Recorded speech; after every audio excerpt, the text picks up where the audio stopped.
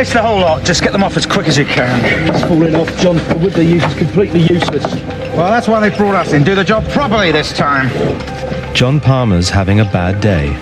John! It's going to get much worse. That wall's in the wrong place. We'll have to take it down and start again. Be right down. Okay. You take care up there, Marcos.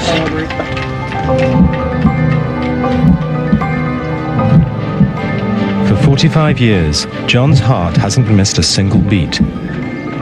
But today, it's going to let him down, with dire consequences for his entire body.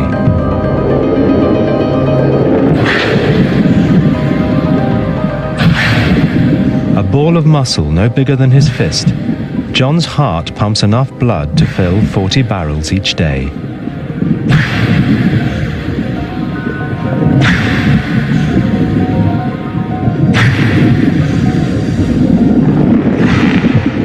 Inside its chambers, red blood cells, saturated with oxygen, are sucked in and pumped out with amazing force.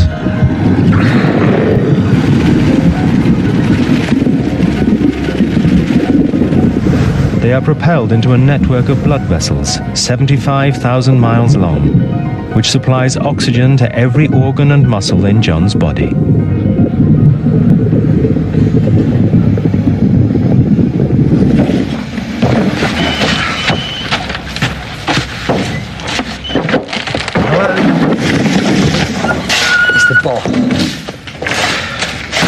Kenny. Yeah, a few problems. They're a hopeless lot they let loose on this place, you know. John's heart doesn't just supply oxygen to other organs. It also supplies itself.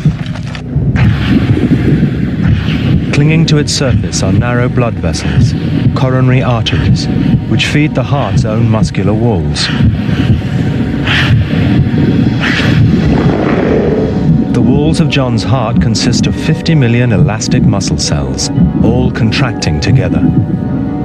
This is the beat of John's heart.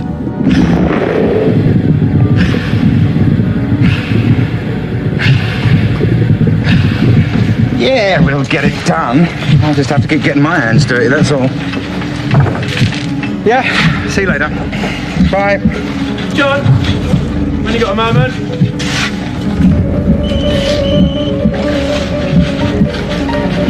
Yes!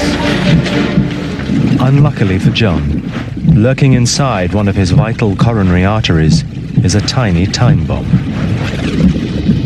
A growth no bigger than a grain of sand, it has the potential to alter the course of John's life.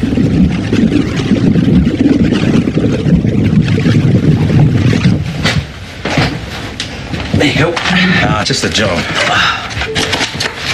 Came free with our order. Looks a bit like Kenny, don't you think? There you go.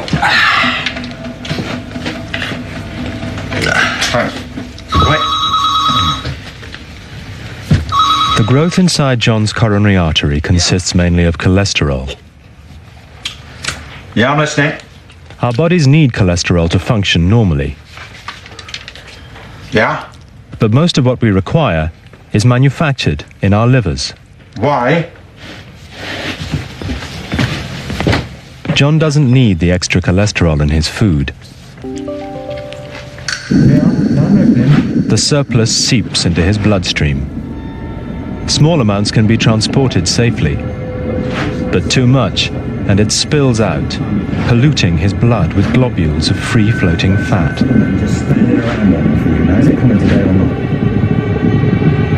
Yeah, well, we all have days like that, don't we? Yeah, go on then. Cholesterol globules sink into tiny cracks in John's artery wall, creating a fat-filled growth, a plaque.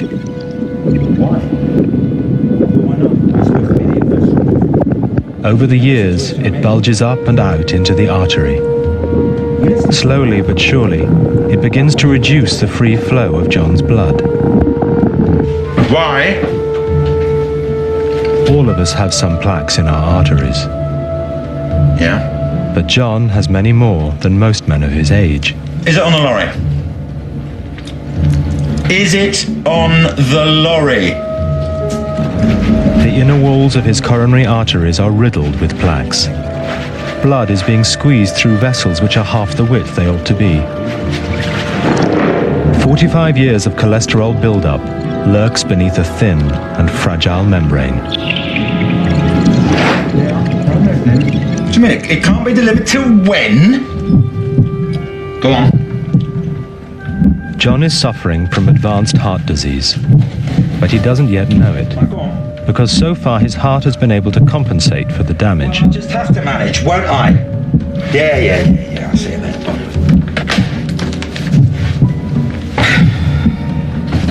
Only a week ago, a patch of his heart muscle became starved of oxygen.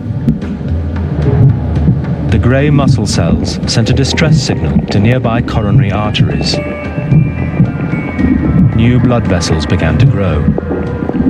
A natural heart bypass, bringing a fresh supply of oxygen to the starving cells.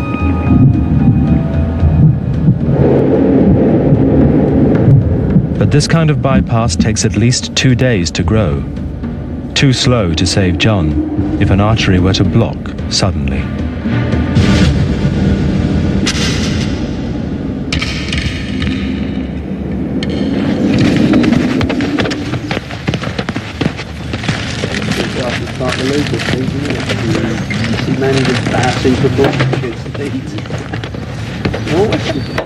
If anything else goes wrong today. Pete, give us a cigarette, will you?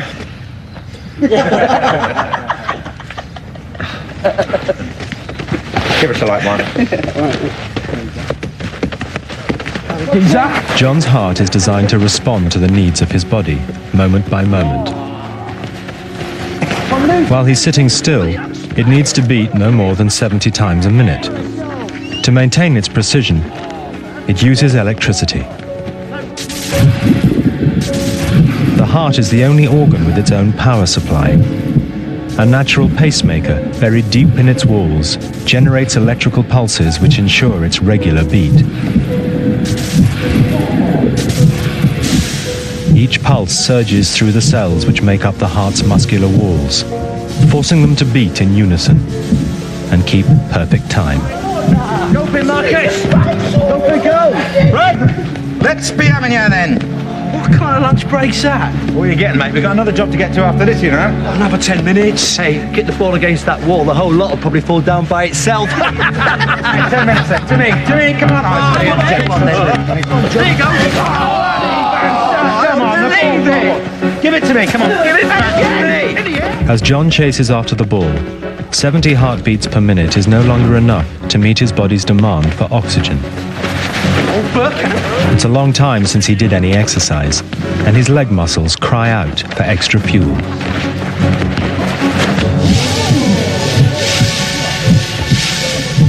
His brain sends an urgent signal to his heart. The pacemaker reacts instantly, stepping up the rate at which it fires electrical pulses. 2 minutes into the game, John's heartbeat has almost doubled to 120 beats per minute.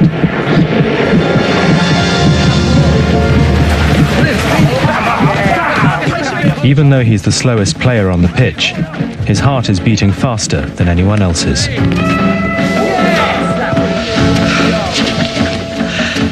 John's oxygen intake also adapts to his needs. He breathes faster and more deeply to supply his hungry muscles. He's taking in nearly 20 times more air than normal.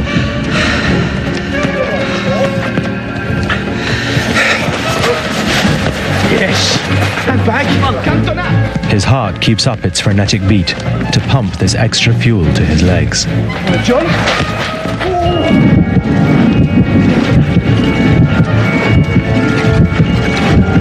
And the man with the magic beat is from go.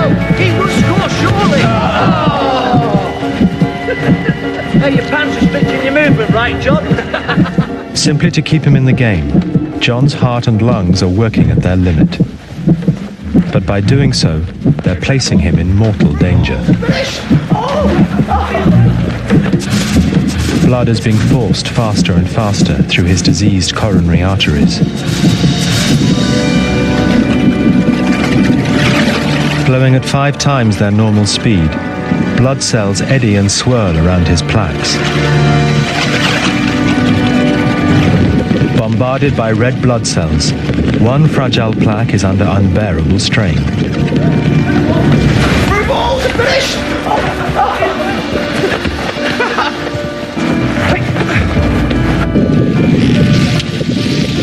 Its thin membrane is ripped open. Within moments, blood cells start to clot around the rupture. Anywhere else in John's body, this clotting response might save his life. But here, in his narrow artery, the effect is quite the opposite. It's a bit hot, Johnny! Come on! Oh, no! Hey, lovely! The clot in John's artery traps more and more passing blood cells. It grows bigger, and the flow of blood to John's heart slows down. Downstream, the heart muscle cells are in peril. Their oxygen supply is dwindling just when they need it most.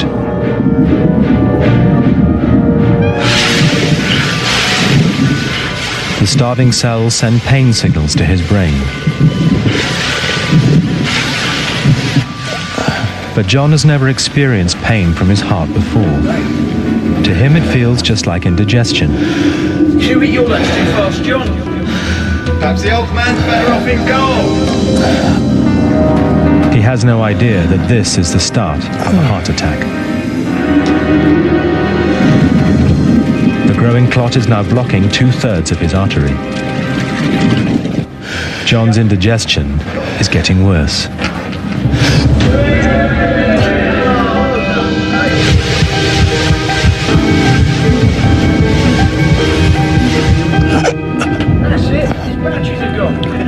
He feels a vice-like pain in his left arm.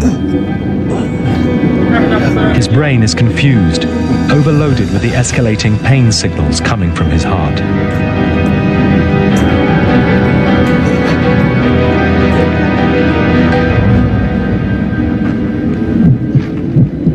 For the first time in his life, the regular beat of John's heart is under threat. A patch of 4 million muscle cells is running low on oxygen.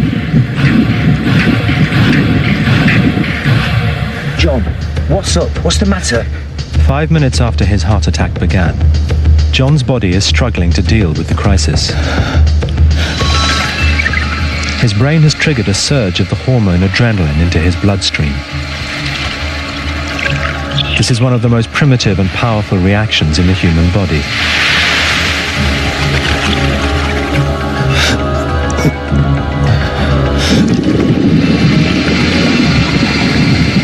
Adrenaline arrives in his heart and soaks into its inner walls. The pacemaker begins to accelerate. John's heart is racing at 140 beats per minute, even faster than when he was running around. But now all its efforts are focused on its own starving muscle.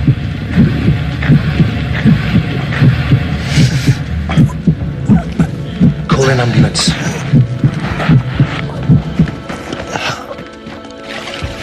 But adrenaline can do nothing about the growing clot. It fills 90% of his artery.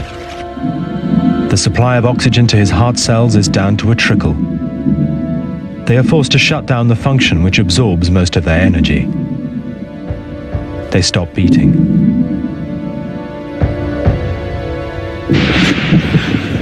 Leaving the rest of his heart to take up the slack. John's weakened heart cannot sustain its beat for much longer.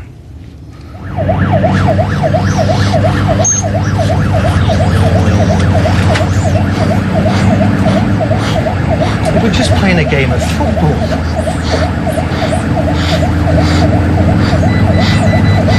How's the pain now, John? Okay. He loves football, John. It's now 15 minutes since his heart attack began, and the flow of blood through John's artery is almost totally blocked.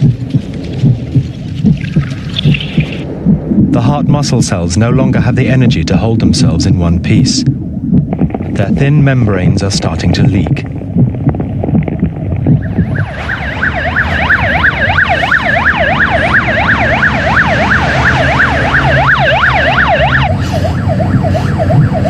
You're going to be okay, John. Just hang on in there. John's injured heart is wearing itself out. Its beat is getting weaker. The effects are beginning to tell on the rest of his body. John is struggling to breathe because his lungs are filling with fluid. As his heart weakens, blood backs up in the vessels coming from his lungs. The extra pressure forces liquid out of his blood into the air sacs in his lungs. If the process doesn't stop, he could drown in his own body fluid. You must keep this on. Nice, steady breaths now.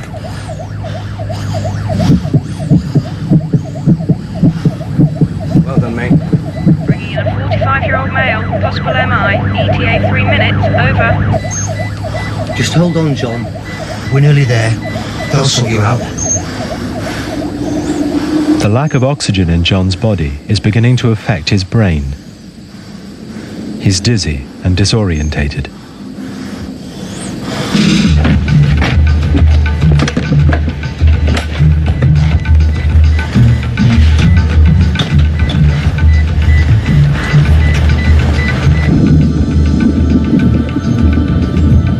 Time is running out for John. His starved heart muscle cells are beginning to burst and die. Let's get him to resuscitate as you can, please. Mind your backs. If he's not treated within the next 20 minutes, his heart will be so badly damaged it will never beat normally again. What's the story? John Palmer, 45-year-old. Collapsed with chest pains playing football. No past history, big hypertensive. BP 90 over 50, tachycardia 120. When did your pain start, John? I don't know. They said about half an hour ago. Don't worry, John. We'll soon have you sorted out. Are you his friend? Yeah. Do you know if he's got a heart problem? Give his details to reception. Right, let's do it quietly, quick as you can, please. Okay, 1, 2, 3. John is losing 500 heart cells each second. And unlike most cells in his body, they can never be replaced.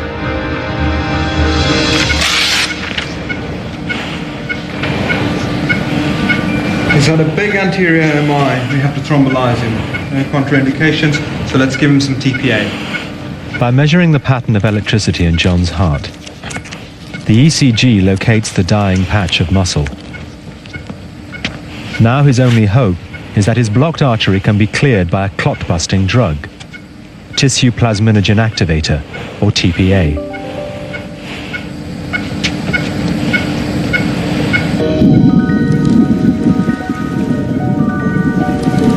The TPA must reach the clot before so many heart cells die that his heart stops and he dies too.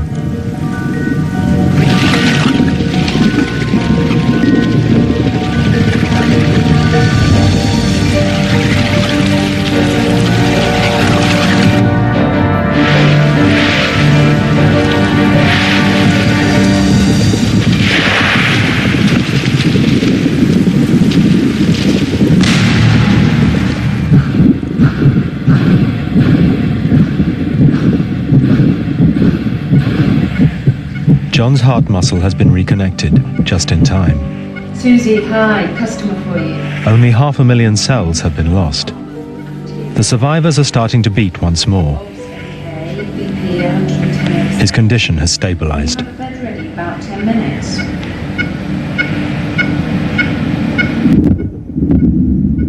But as oxygen floods back, one surviving cell starts to beat out of step. It's generating its own electrical signal. This single cell with its different beat throws John's heart into chaos.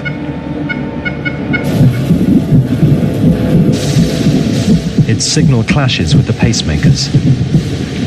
Electrical anarchy breaks out. Without a unifying pulse, his heart is unable to beat. It is in VF. ventricular fibrillation. His brain's oxygen supply drops to nothing. Veer for rest. Call the crash team. Unless John's heart is made to beat again in the next 4 minutes, his brain will be permanently damaged. 3, 4, 5. 1, 2, 3, 4, 5. 2. 1, 2, 3, 4, 5. 3. 1, 2, 3, 4, 5. 4. 1, 2, 3, 4, 5. Sharping, 200 Jews. Stand clear, please.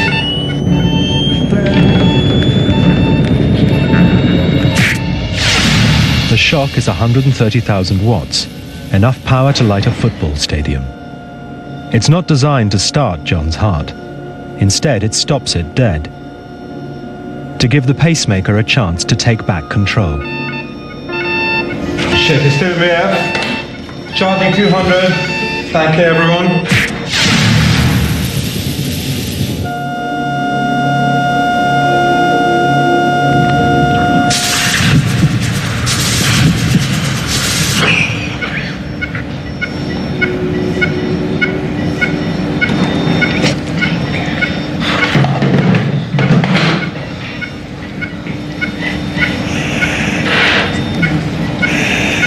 Okay, thank you everybody. Let's get him up to CCU quickly. It's alright, John. You've done really well. Your heart went into a funny rhythm, John, but you're going to be okay. Okay?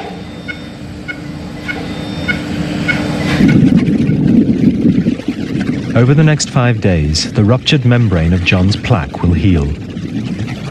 During that time, he'll be given drugs to stop a new clot forming. But the plaque will always remain in his artery. There's damp coming through that wall, look. Relax, will ya?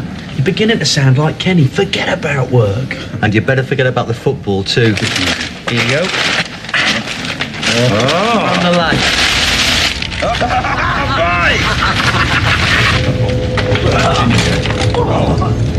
John has had a lucky escape.